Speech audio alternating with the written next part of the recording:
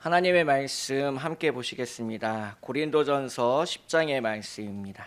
제가 가지고 있는 성경으로는 신약성경 274면에 있는데요. 주보에는 10장 1절부터 13절까지라고 되어 있는데요. 오늘 1절부터 12절까지의 말씀 함께 보도록 하겠습니다. 고린도전서 10장 1절부터 12절까지의 말씀 함께 보시겠습니다. 신약성경 274면 정도 있습니다. 함께 한 목소리로 함께 읽겠습니다.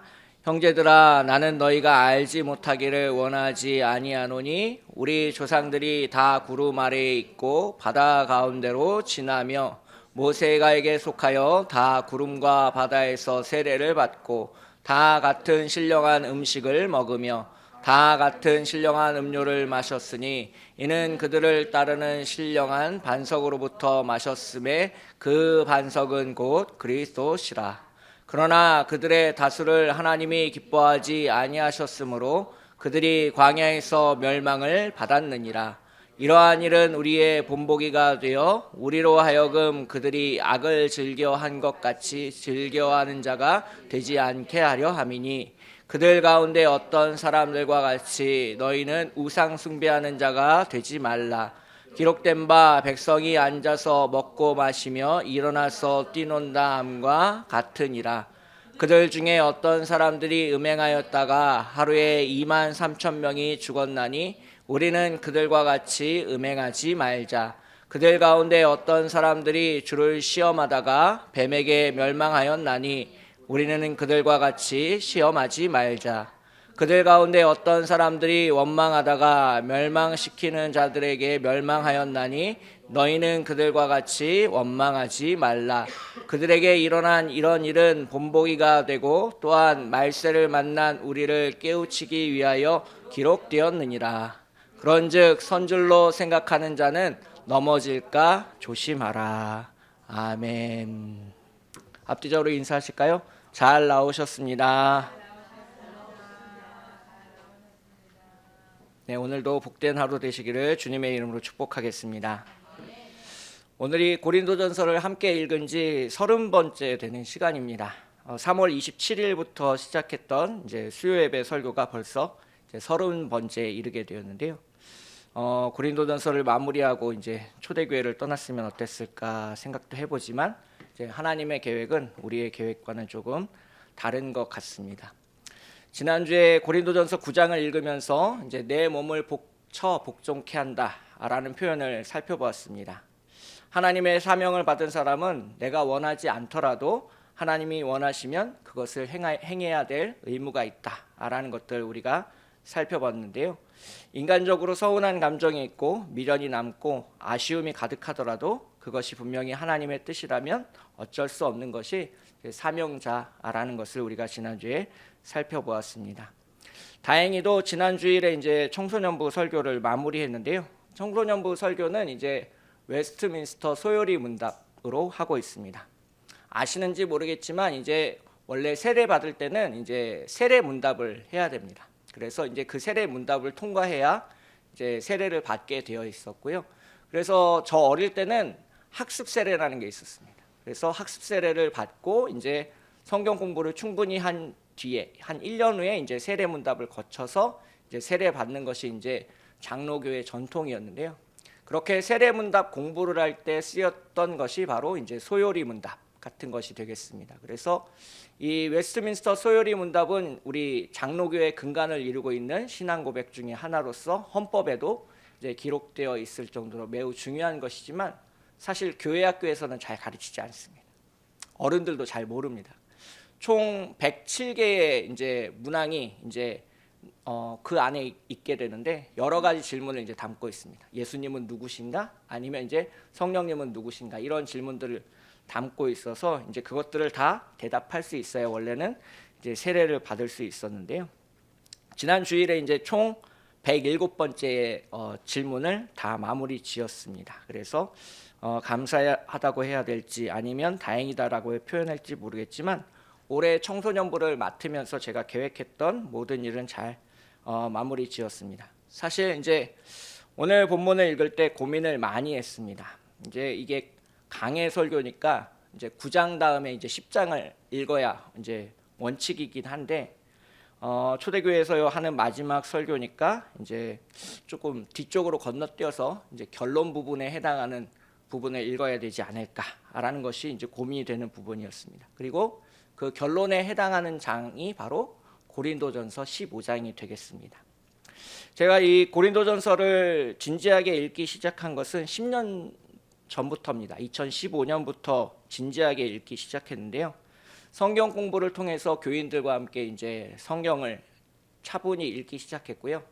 고린도전서라고 이름을 달고 있는 이제 그 모든 책들은 제가 사서 모아서 읽고 이제 정리를 하기 시작했습니다. 그 중에 오늘 이 시간 이제 하나를 들고 나와봤는데요. 한눈에 봐도 되게 오래된 책 같고 낡아 보이죠. 이 책이 출판된 지가 1979년에 출판된 책입니다. 저랑 나이 차이가 별로 나지 않는 그런 책이 되겠습니다. 근데 이 책의 내용은 원본은 이제 독일어로 쓰여졌고 이제 1953년에 이제 출판된 책입니다. 이제 1953년에 출판된 책이 1979년에 이제 우리말로 번역이 돼서 이제 나온 이제 고린도전서에 관련된 아주 굉장히 얇은 책인데요. 한자말도 중간에 있고 그래서 읽기는 굉장히 어렵습니다. 근데 제가 읽었던 고린도전서에 관련된 책 중에서 가장 중요한 책 중에 하나라고 이제 꼽을 수 있겠습니다. 그래서 뭐 영어 책도 읽어보고 700페이지가 넘는 그런 책도 읽어보았는데요. 이제 그런 책들을 읽으면서 이제 고린도 교회가 왜 한국 교회의 모든 문제를 해결해 주는데 중요한지를 이제 알 수 있게 되었습니다. 오늘 본문에 들어가기에 앞서서 이제 고린도전서에서 사도 바울이 강조하는 이제 결론에 대해서 먼저 알아보도록 할 텐데요. 고린도전서를 읽는 이제 핵심 키워드 2개를 소개하자면 바로 사랑과 부활이 되겠습니다. 지난 몇 주 동안 제가 이제 사랑에 대해서 굉장히 많이 강조했는데요. 고린도 교회 안에 있는 모든 문제를 해결하기 위한 가장 핵심적인 역량이 필요하다 그러면 그것이 바로 사랑이었다라는 것을 이야기했습니다. 그래서 이제 사랑으로 섬기고 사랑으로 양보하고 사랑으로 인내하고 사랑으로 절제하고 사랑으로 믿고 사랑하며 소망하는 것이 교회 안의 모든 문제를 풀 수 있는 열쇠다라는 것을 지난 몇 주 동안에 걸쳐서 이제 우리가 살펴보았었는데요. 문제는 어떻게 내가 사랑할 수 있나라는 것입니다. 원수를 사랑하라라고 예수님의 말씀을 들이대면 대부분의 사람들이 이렇게 말합니다. 도저히 사랑이 안 됩니다. 어떻게 저 인간을 품을 수 있습니까? 차라리 저보고 죽으라고 하세요. 그게 쉽겠습니다. 네, 맞습니다. 저도 그렇게 생각했었습니다. 그건 예수님이니까 가능한 거죠 라고 그렇게 혼잣말도 했습니다. 내가 어떻게 그렇게 할 수 있겠어? 저는 그것이 옳다고 생각했고 그것이 성경이 말하는 진리에 가깝지 않을까라는 생각도 했습니다. 어느 날 기도 가운데 하나님이 저한테 이렇게 물으셨습니다. 진현아, 너 부활을 믿니? 하나님이 저에게 아주 짧고 간단한 질문을 하셨습니다. 대답은 당연히 네, 믿습니다. 저는 부활을 믿습니다. 저는 예수님께서 십자가에 달려 죽으시고 3일 만에 부활하신 것을 믿습니다. 이렇게 대답해야 정상입니다. 근데 그게 쉽게 입 밖으로 튀어나오지 않았습니다. 그 다음에 하나님이 저에게 물어보실 것을 알고 있었기 때문입니다. 만약에 제가 네, 믿습니다 라고 대답한다면 하나님께서 그 다음 질문, 2번째 질문을 던지실 것이다 라고 짐작할 수 있었습니다. 진현아, 너 부활을 믿고 여기서 나를 위해 죽지 않겠니? 이라는 질문입니다. 저를 좀 따라해 보실까요? 함께 읽겠습니다. 시작. 부활을 믿으면 죽음이 두렵지 않습니다. 부활을 믿으면 죽음이 두렵지 않습니다. 하나님을 믿으면 죽음이 두렵지 않습니다. 예수님을 믿으면 사망이 나를 이길 수 없습니다. 부활을 믿으면 그래서 하나님이 원하시는 시간, 하나님이 원하시는 장소에서 내가 언제든 죽을 준비를 할 수 있습니다. 그 어떤 십자가도 버겁지 않고 무겁지 않습니다. 하나님이 함께 하시고 하나님을 믿으며 하나님과 함께 죽는 자가 부활한다는 것을 믿으시길 축복하겠습니다. 기독교 역사 속에 위대한 순교자로 추앙받는 분이 한 분 계십니다. 바로 화면에 나오는 이제 폴리캅 목사님이십니다. 이 알려진 바에 따르면 이제 요한계시록과 요한복음을 기록한 이제 사도 요한의 제자로 알려져 있습니다. 그래서 이 요한계시록을 집에서 읽어보신 분들은 아실 테지만 거기에 이제 서머나라는 교회가 나옵니다. 그래서 그 서머나라는 지역이 있었는데 그 서머나 교회를 책임지는 이제 목회자로 이제 86세에 이제 순교하셨습니다. 제가 예전에 신학대학교를 다닐 때 대학 교수님들하고 같이 이제 스터디를 했습니다. 이제 그냥 일반적인 스터디는 아니고요. 헬라어를 공부하는 스터디였습니다. 그래서 이제 성경 외에 헬라어 문헌을 찾아서 그 짧은 헬라어 문헌을 함께 강독하고 독해하는 그런 시간을 가졌습니다. 학부생이나 이제 신대원생 중에는 제가 유일했습니다. 나머지는 다 뭐 박사과정, 교수님 이런 분들하고 제가 스터디를 했습니다. 그때 읽었던 교재가 이제 이 폴리캅의 순교라는 매우 얇은 책이었습니다. 이제 몇 주 동안 이제 그 폴리캅의 순교라는 책을 한 주에 한 번씩 스터디를 했는데요. 결혼하기 전이어서 이제 좀 시간적인 여유가 있어서 이제 교수님들과 함께 이제 그 스터디를 했습니다. 13년도 더 된 책인데 그 폴리캅 선생님이 순교하실 때의 마지막 장면, 제가 읽었던 그 마지막 장면이 아직도 머리에 남아 있습니다. 이 자신의 뒤에는 이제 자신을 처형할 장소가 다 예비되어 있는 상태입니다. 그래서 처형을 하기에 앞서서 마지막으로 이제 재판장이 이 폴리캅 목사님한테 질문하는 장면이 나옵니다. 이 재판장이 이 폴리캅 목사님을 살리고 싶어서 제발 한 번만 부인해라. 제발 모른다고 해라. 한 번만 예수님을 저주하고 베드로처럼 집에 가서 회개하고 눈물을 흘리더라도 지금 여기서는 그냥 모른다고 말하고 저주해라 라고 이렇게 회유하고 설득하기 시작했습니다. 저라면 아마 베드로처럼 예수님을 저주하고 나중에 회개했을 것 같습니다. 그런데 이 폴리캅 목사님이 뭐라고 대답하셨냐면 86년 동안 나는 그분의 종이었습니다. 그분은 지금까지 한 번도 나를 실망시키신 적이 없습니다. 내가 어떻게 목숨을 구걸하기 위해서 그분을 모른다고 할 수 있겠습니까? 이 말을 끝으로 이 폴리캅 선생님은 이제 불에 태워져 이제 순교했는데요. 책을 읽고 나서의 여운은 생각보다 꽤 오래 갔습니다. 나라면 폴리캅 선생님처럼 말할 수 있을까? 며칠 동안 고민했습니다. 폴리캅처럼 순교할 수 없는 내 자신을 채찍질하며 고뇌했습니다. 고뇌와 절망의 끝에서 만난 단어가 바로 부활입니다. 부활을 믿는 자는 죽음을 두렵지 않다라는 말을 떠올릴 수 있었고, 부활을 믿는 사람은 사랑하는 사람을 위해서 기꺼이 죽을 수 있는 것입니다. 로마서 5장 7절 8절의 말씀을 함께 읽겠습니다. 시작.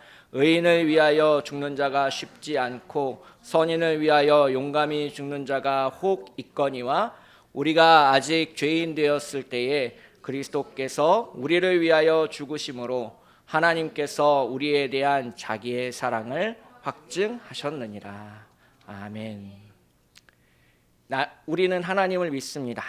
우리는 예수 그리스도를 믿습니다. 우리는 성령님을 믿습니다. 우리는 부활을 믿습니다.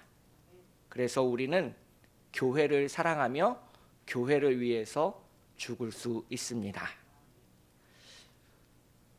아사교회생이라는 말을 아시는지 모르겠습니다. 1997년 일산에 교회를 개척하며 지금 현재 등록교인 5만 명, 출석교인 1만 명이 넘는 교회를 일군 담임 목사님의 이제 목회 철학입니다. 이 목사님의 방에 이제 큰 글자로 이 아사 교회생이라는 글자가 쓰여져 있습니다. 본인이 개척한 교회였는데 미련 없이 65세에 조기 은퇴하고 이제 후임 목사님에게 교회를 넘겼습니다. 지금은 이제 파주에 있는 작은 기도원에서 이제 살고 계신데요. 2021년 제가 섬기고 있던 교회에서 사임하는 과정에서 하나님은 저에게 네가 부활을 믿느냐라고 물어보셨고, 그것에 대한 답이 아사 교회생이라는 것을 제가 알게 되었습니다. 주변에 많은 분들이 버티라고 권면해 주셨고 법대로 하라라고 말씀해 주셨습니다. 아무도 없는 예배당에 앉아 홀로 기도하는 중에 하나님이 찾아오셨습니다. 그리고 저에게 물으셨습니다. 진현아, 너 교회 부활을 믿니? 그 질문을 하나님께서 저에게 하셨을 때 그것이 무슨 의미인지 알 수 있었습니다. 아사 교회생, 아사 교회생, 아사 교회생. 내가 죽어야 교회가 살 수 있다면, 내가 죽어야 교회가 반쪽이 나지 않는다면, 내가 죽기를 하나님이 원하신다면 내 몸을 쳐 복종하겠습니다.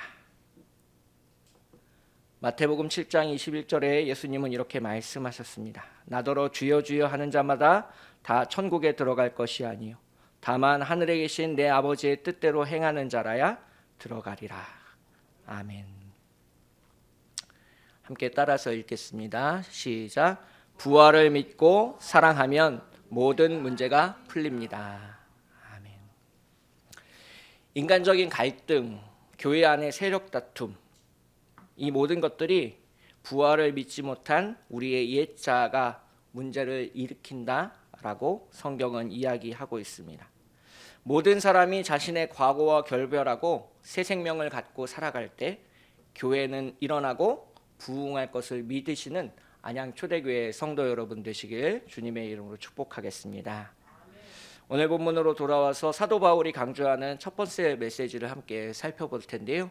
오늘 본문 1절, 2절의 말씀을 함께 다시 한번 읽도록 하겠습니다. 시작. 형제들아, 나는 너희가 알지 못하기를 원하지 아니하노니 우리 조상들이 다 구름 아래에 있고 바다 가운데로 지나며 모세에게 속하여 다 구름과 바다에 있어 세례를 받고.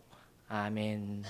오늘 본문에서 사도 바울이 첫 번째로 강조하고 있는 메시지는 이것인데요. 함께 따라서 읽도록 하겠습니다. 시작. 우리는 세례 받았습니다. 이 웨스트민스터 소요리 문답에서 이제 세례에 대한 질문은 94번째로 등장하고 있습니다. 그래서 세례는 무엇입니까? 라는 것을 이제 세례 받기 전에 성도들에게 물어보게 되어 있고, 그것에 대한 답은 굉장히 복잡하고 깁니다. 세례는 물을 가지고 성부와 성자와 성령의 이름으로 씻는 성례인데, 우리가 그리스도에게 접합됨과 언약의 모든 유익에 참여하려 주님의 사람이 되기로 약조함을 표시하여 인치는 것이다 라고 이야기하고 있습니다. 쉽게 표현하면 이 세례 받았다라는 말은 어제의 이기적인 내가 죽었다라는 것을 의미하고 있습니다. 출애굽기 15장에서 홍해바다를 건널 때 애굽에서 종되었던 옛사람은 죽은 것입니다. 우리가 물로 세례를 받았을 때 하나님을 알지 못하고 죄를 지었던 우리의 옛사람은 죽은 것입니다. 이런 의미를 세례가 담고 있습니다. 그리고 나서 우리가 하나님이 우리에게 주신 그 약속에 참여하기 위해서 내가 주님의 사람, 예수님의 사람, 하나님의 사람으로 거듭나겠다는 맹세가 이 세례 안에 담겨져 있는 것입니다. 그래서 이 세례에 대해서 설명할 때 갈라디아서 2장 20절의 말씀을 빼놓을 수 없는데요. 함께 갈라디아서 2장 20절의 말씀 읽도록 하겠습니다. 시작. 내가 그리스도와 함께 십자가에 못 박혔나니 그런즉 이제는 내가 사는 것이 아니요 오직 내 안에 있는 그리스도께서 사시는 것이라. 이제 내가 육체 가운데 사는 것은 나를 사랑하사 나를 위하여 자기 자신을 버리신 하나님의 아들을 믿는 믿음 안에서 사는 것이라. 아멘. 어제 나는 죽고 내 안에는 오직 교회를 사랑하는 예수님만 살고 계신다는 것을 믿으시길 축복하겠습니다. 나를 위해서 십자가 위에서 죽으셨던 예수님처럼 나도 교회를 사랑하는 안양 초대교회 성도 여러분 되시길 주님의 이름으로 축복하겠습니다. 달면 삼키고 쓰면 뱉지 않겠습니다. 진자리 마른 자리 가리지 않고 주님을 위해서 일하겠습니다. 하나님의 뜻에 순종하며 오늘을 살겠습니다. 이것이 세례라는 것의 의미에 담겨져 있는 진짜 의미다라고 이야기하겠습니다. 그래서 우리가 세례받은 사람으로 주님의 언약에 참여하기 위해서 오늘도 주님을 위해 일하시는 안양 초대교회 성도 여러분 되시기를 주님의 이름으로 축복하겠습니다.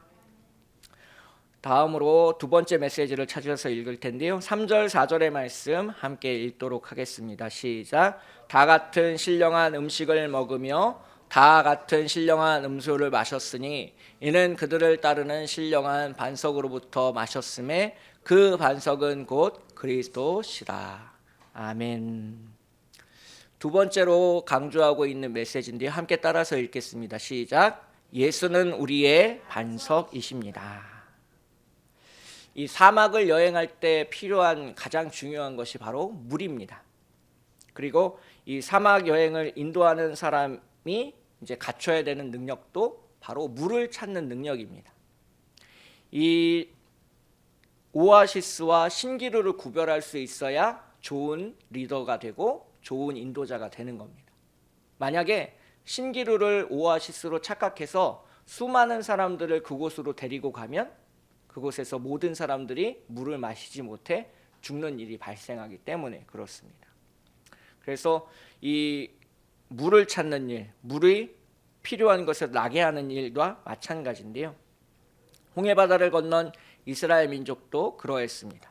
마실 물이 부족하자 하나님을 원망하고 모세와 다툼을 일으켰습니다. 그때 하나님은 모세에게 반석을 쳐 그곳에서 나오는 물을 마시다라고 말씀했고요. 사도 바울은 예수님이 바로 우리에게 그러한 반석과 같다라고 말씀하고 있습니다. 돌이 깨어져서 물이 나왔듯이 예수 그리스도의 죽음을 통하여 우리가 새 생명을 얻게 되었다는 것을 믿으시길 축복하겠습니다. 그래서 요한복음 7장 37절부터 39절 앞부분을 보시면 예수님은 이렇게 말씀하셨습니다. 명절 끝날 곧 큰 날에 예수께서 서서 외쳐 이르시되 누구든지 목마르거든 내게로 와서 마시라. 나를 믿는 자는 성경의 이름과 같이 그 배에서 생수의 강이 흘러나오리라 하시니 이는 그를 믿는 자들이 받을 성령을 가리켜 말씀하신 것이라. 아멘. 예수님을 통해서 우리가 생명을 얻고 예수님을 통해서 우리가 먹고 마시며 예수님을 통해 구원을 받았습니다. 폴리캅 목사님이 자신이 86년 동안 그 물을 마셨으며 그 감사함을 나는 오늘 모른다라고 말할 수 없었다라고 고백하는 것과 같이 우리도 주님의 은혜에 감사하며 오늘을 살아가시기를 주님의 이름으로 축복하겠습니다. 그래서 사도 바울은 고린도전서 1장 18절에서 십자가의 도가 멸망하는 자들에게는 미련한 것이요 구원을 받는 우리에게는 하나님의 능력이다라고 말씀을 전하고 있습니다. 예수를 믿고 교회를 다니는 것이 미련해 보일 수 있습니다. 하나님을 믿지 않는 사람들에게는 도저히 이해할 수 없는 일입니다. 왜 자기 돈을 내가면서 그렇게 힘들게 교회를 다니면서 찬양대로 봉사하고 섬기는지 이해할 수 없다라고 하나님을 믿는 사람들이 얘기합니다. 마찬가지로 교회 안에서 부활을 믿지 않는 사람들이 이해할 수 없는 일들이 일어나고 있습니다. 자신이 손해볼 것을 뻔히 아는 상황에서도 아무 말 없이 내어주는 사랑을 부활을 믿지 못하는 사람이 어떻게 이해할 수 있겠습니까?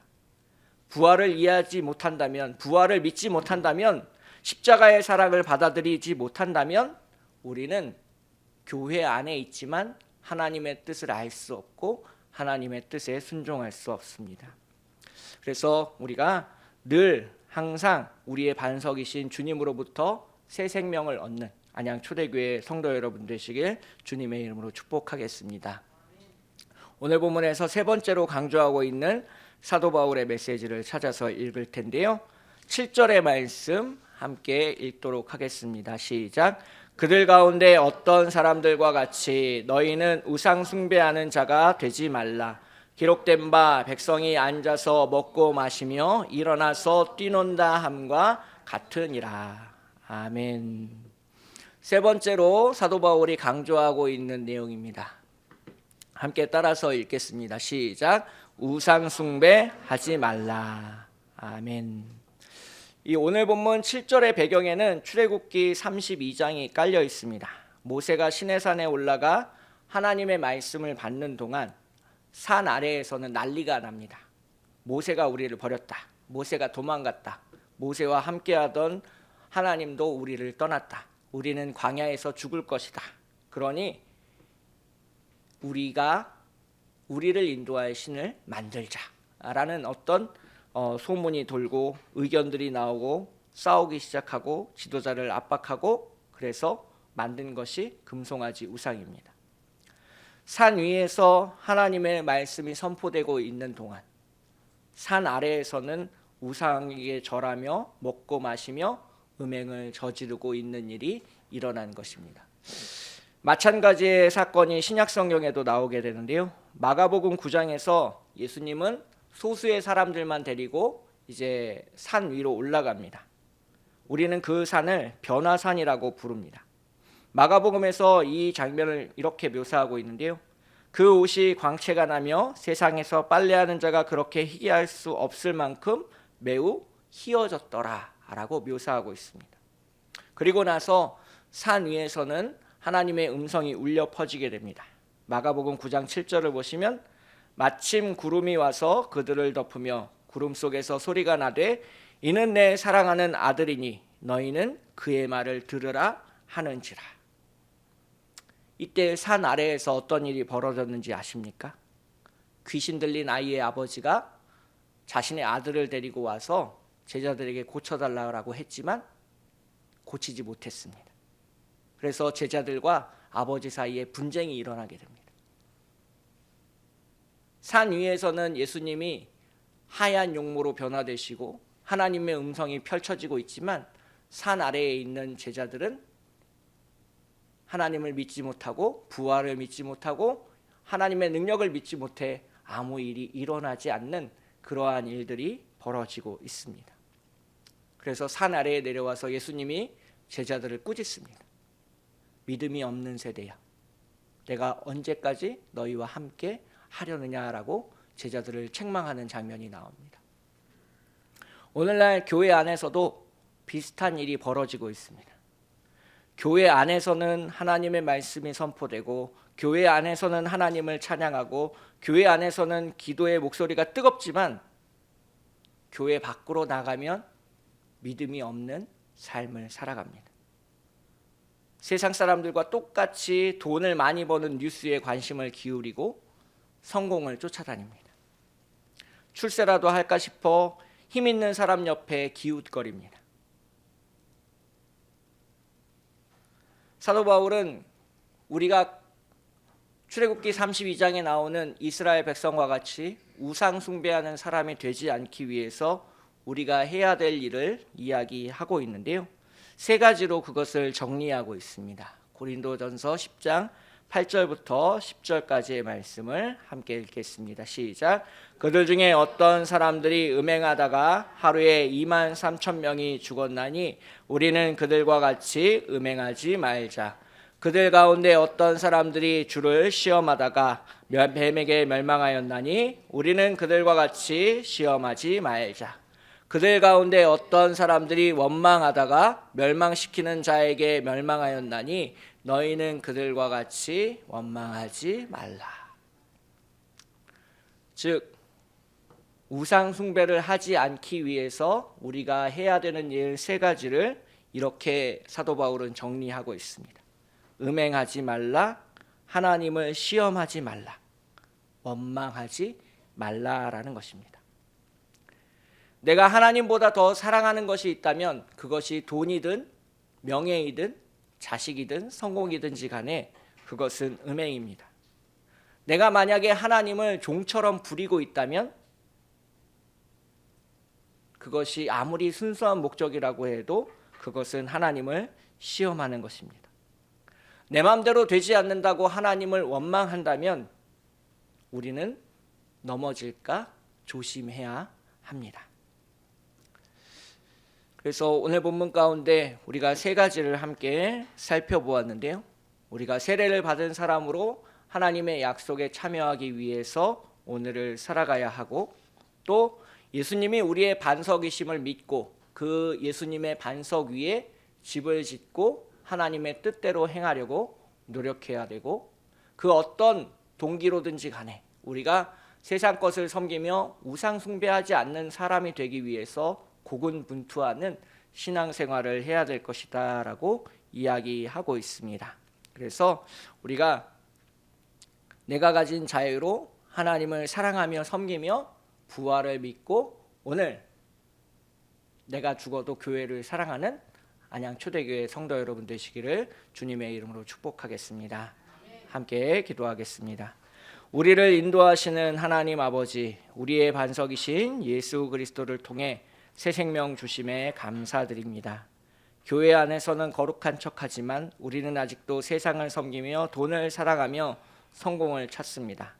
성공한 목사가 되려고 하고 성공한 장로 안수집사 권사가 되려고 합니다. 예수님의 십자가는 철저히 외면하며 살아왔음을 고백합니다. 우리를 용서하여 주시옵소서. 하나님의 뜻에 순종하여 부활을 믿고 교회를 사랑하게 하옵소서. 원망과 불평 대신 찬양하게 하시고 우상 숭배와 음행 대신 말씀에 집중하게 하옵소서.